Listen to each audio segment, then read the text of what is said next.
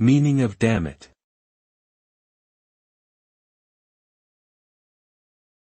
Dammit.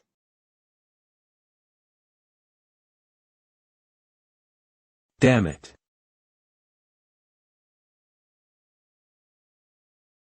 Dammit.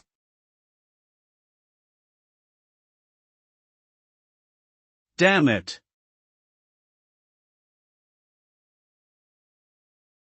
Dammit is an informal expression of frustration or anger.